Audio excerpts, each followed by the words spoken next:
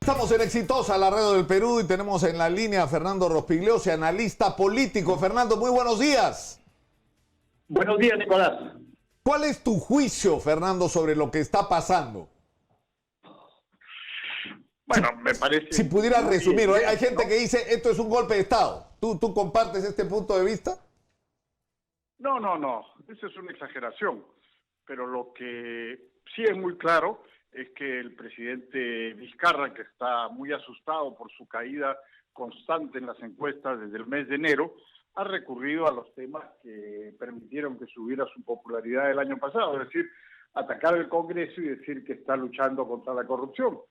Y bueno, eso probablemente le dé algunos puntos. Con eso trata de ocultar la realidad de un gobierno que es muy deficiente, que no resuelve los problemas de la gente, de la seguridad, del empleo, de la economía.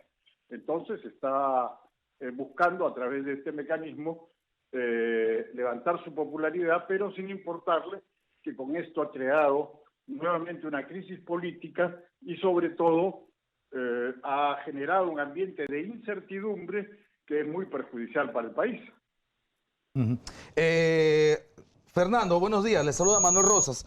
He estado Buenos días, leyendo ayer Manuel. su Twitter y la verdad es que me llama poderosamente la atención la información que ha hecho de conocimiento el día de ayer, porque además sería, por supuesto, si nos atendemos al informe, sería la prueba de que hay un titiritero detrás de todo este asunto de la campaña vinculada a Chávarri. Usted dice que ha habido 2 diálogos con el señor Pedro Gonzalo Chávarri, uno primero con el señor Colchado, jefe de VIAC, y otro con el actual ministro, el señor Carlos Morán, antes de ser ministro, que iban más o menos como una especie de intermediarios, y que ambos, de una u otra forma, sutil o claramente, le habían solicitado en agosto del 18 y en octubre del 18 a Chávarri que renuncie. Y que, bueno, Chávarri dijo que no, por supuesto, y luego la consecuencia es aparentemente toda esta campaña absolutamente fuerte desde la interpretación, en este caso suya, contra Pedro Gonzalo Chávarri. Digamos, ¿estamos hablando de Martín Vizcarra, el que podría haber enviado a estas 2 personas? Bueno, ¿quién puede enviar a un oficial de la policía en actividad que además, como digo en ese artículo publicado en Político.p, despacha con el presidente de la República, y a un general en retiro que en ese momento no tenía ningún cargo público y que poco después se convirtió en ministro del Interior? La respuesta es más o menos obvia, pero además hubo algo que ya no está considerado en esa nota que está referida a la DIVIAC, esta organización policial que dirige Harvey Colchado. Hubo un intento de acercamiento del gobierno con Chávarri, un intento de una tregua, de un intercambio y una relativa pacificación de los ataques a Chávarri más o menos en octubre del año pasado, cuando fracasan estas sugerencias de renuncia. Hay un intento de llegar a un acuerdo, pero Chávarri, bueno, que es un hombre que tiene ciertas ideas fijas, no aceptó. Claro, pero este tercer acercamiento, ¿cómo se da? Ya, primero Colchado, después Morán, y dice usted que hay uno tercero desde el gobierno para ver si la cosa se tranquiliza. ¿A través de qué o de quién? Mandaron un emisario para tratar de llegar a un tipo de acuerdo, pero el fiscal de la Nación en ese entonces no aceptó, y entonces los ataques volvieron hasta que finalmente... Claro, pero Fernando, pero eso te plantea yo tengo 2 observaciones sobre este tema, ¿no? Uno, que esto es así, mirar tapándose un ojo, porque me parece absolutamente legítimo que en una circunstancia como esta el presidente mande un emisario para ver cómo se resuelve el conflicto planteado con el fiscal de la Nación. Pero también ocurrió del otro lado, y el otro lado fue el que ganó, porque por lo menos la impresión personal que tenía, yo no sé si me equivoco o no, la historia después cuando tengamos la serenidad para evaluarla, pero al comienzo, por ejemplo, cuando se atacó a Chávarri, a mí me sorprendió mucho que nombrara a Rafael Vela, que me pareció una decisión extraordinariamente positiva para la lucha anticorrupción, y que encima Vela dijera yo voy, pero si viene José Domingo Pérez, y Chávarri le dijo dele para adelante, y me pareció mejor todavía. Y lo digo porque yo no sé si soy infidente, pero esa noche misma yo hablé con Rafael Vela sobre lo que había ocurrido y él puede dar fe que yo le dije, esto es un cambio extraordinario en la lucha contra la corrupción, se está empoderando. Pero ¿qué pasó después? Ese mismo Chávarri lo saca. Ese mismo Chávarri lo saca y lo maneja muy mal, ¿no? Pésimo, lo manejó pésimo, eso es absolutamente cierto. Pero, en efecto, Chávarri nombra a Vela. Vela es un hombre muy hábil y que estuvo al principio con Pablo Sánchez, cuando Pablo Sánchez era fiscal de la Nación, después estuvo con Chávarri cuando Chávarri era fiscal de la Nación, después dejó a Chávarri cuando Chávarri perdió poder, pero en efecto... sí, pero yo tendría una perspectiva distinta, ¿sabes cuál es? Que Rafael Vela ha tenido la serenidad y la inteligencia para hacer lo que tenía que hacer. A él lo que le interesaba, y como lo ha probado con sus actos, es luchar contra la corrupción en el Perú. Punto. Y si el fiscal que estaba ayudaba o no, y claro, ha dado su batalla. El problema de lo que dice Fernando, sin embargo, en Político.p, no es un asunto de la crisis, del debate, lo que ha ocurrido al interior del Ministerio Público, sino qué hace Vizcarra, probablemente si es que Vizcarra es la figura, o qué hace el gobierno mandando primero a Colchado. O sea, primero, ¿qué hace Colchado como jefe de VIAC? Si eso se confirma, si esto se confirma, la verdad que merece una explicación desde el actual Ministerio del Interior y el gobierno del señor Vizcarra. ¿Es verdad que Colchado fue a hablar casi en secreto con Chávarri a pedirle su renuncia? ¿Es verdad que Morán, poquísimos días antes de ser designado ministro del Interior, fue a hablar con Chávarri y a pedirle su renuncia también?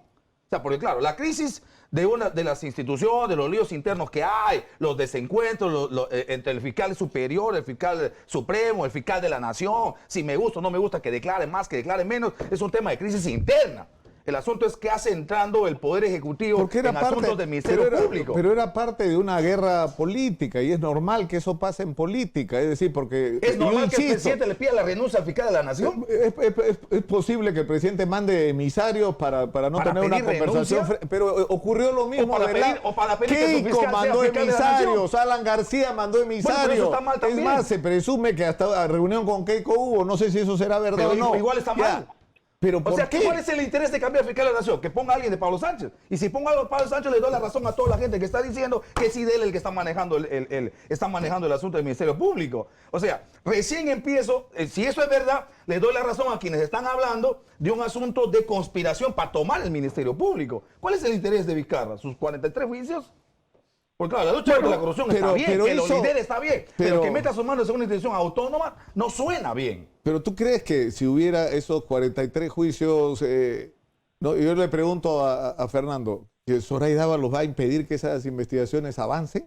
¿Que la gente, el equipo especial Lavajato, ¿tú crees que Rafael Vela, con lo que demostró en su performance, si encuentra algo sobre Vizcarra, se lo va a ocultar, lo va a meter debajo de la alfombra? No lo va a hacer, pues, Fernando, no lo va a hacer, no lo ha hecho, no tendría por qué hacerlo ahora. No lo ha hecho con nadie. Sin ninguna duda, Zoraida Ábalos va a hacer lo que le digan desde el poder. Yo también he recordado, yo no he contado, pero yo he recordado la historia de Zoraida Ábalos, los reportajes que publicaron en La República y en El Comercio, Ricardo Uceda, entre otros, cómo Zoraida Ábalos llegó en 2012 al Ministerio Público como parte de una trama en el Consejo Nacional de la Magistratura para nombrar a Carlos Ramos Heredia, aquel fiscal vinculado a varias mafias, que luego fue destituido. Así llegó Zoraida Ábalos a la Junta de Fiscales Supremos y es una persona débil y manipulable, que está ahí por eso, porque es débil y manipulable.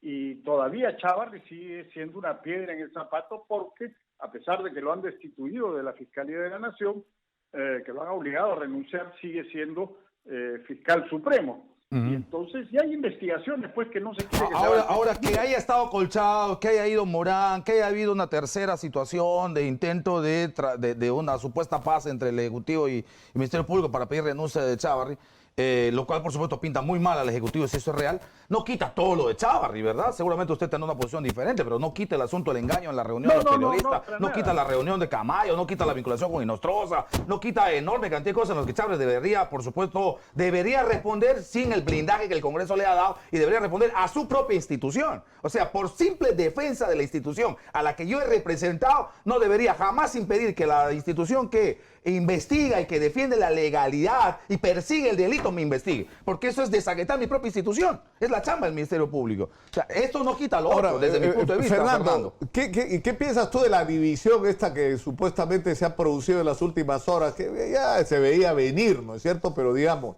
que a raíz del planteamiento, la división de Fuerza Popular. En la primera plana exitosa dice que, porque era la información que circuló el día de ayer, que por lo menos 12 congresistas de Fuerza Popular no iban a seguir las indicaciones, digamos, de la cúpula de Fuerza Popular. Bueno, eso es evidente. O sea, lo que tenemos ahora en el Congreso es que hay algunos congresistas que van a tomar una posición u otra en función de posiciones políticas y de consignas de sus partidos. Pero hay otros, no sabemos cuántos, pero yo creo que van a ser bastantes, que van a tomar posición en función de sus intereses particulares. ¿Cuáles son esos intereses particulares? Quedarse hasta el 21. Estoy hablando de congresistas de todos los partidos.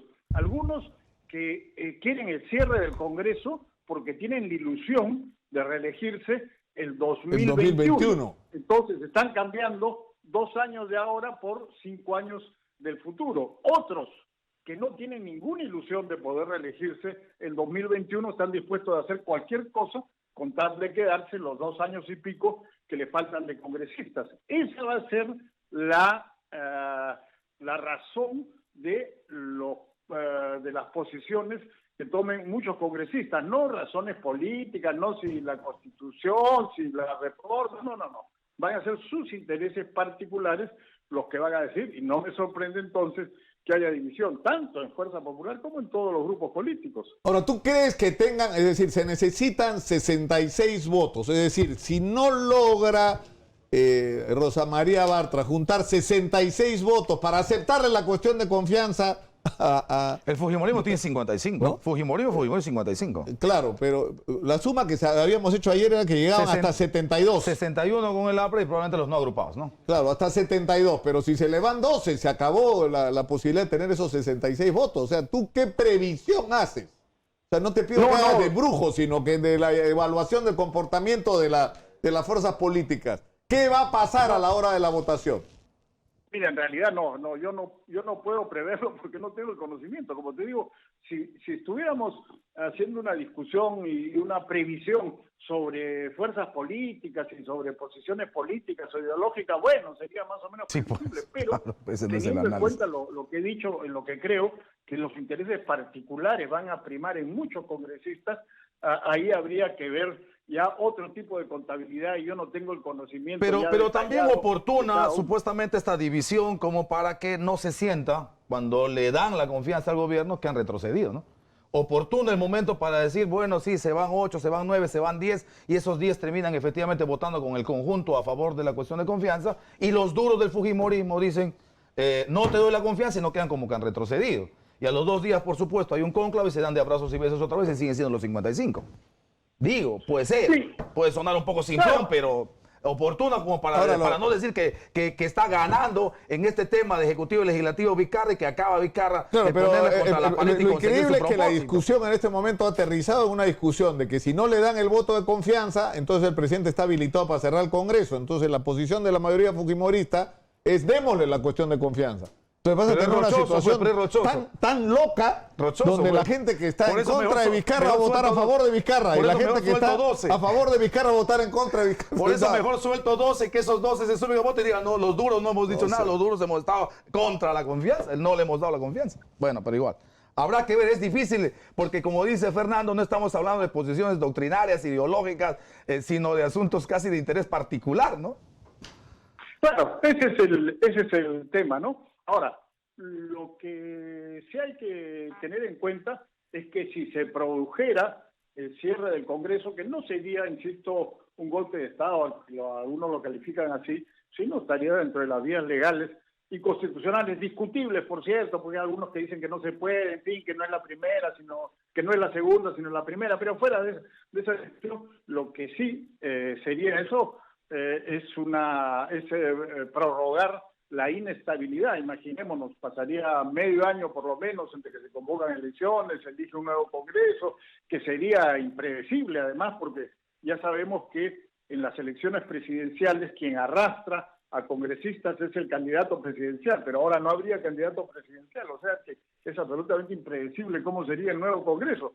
Entonces, correcto, esto crearía una sensación de inestabilidad muy perjudicial para el país y sería una cosa absurda hacerlo cuando ya tenemos relativamente cerca las elecciones presidenciales y de Congreso el 2021, ¿no? Ojalá que eso no ocurra, ya sea por posiciones políticas o por las posiciones particulares de los congresistas, ojalá que eso no ocurra, porque eso sí sería muy grave, creo yo. Bueno, muchas gracias a Fernando Rospigliosi.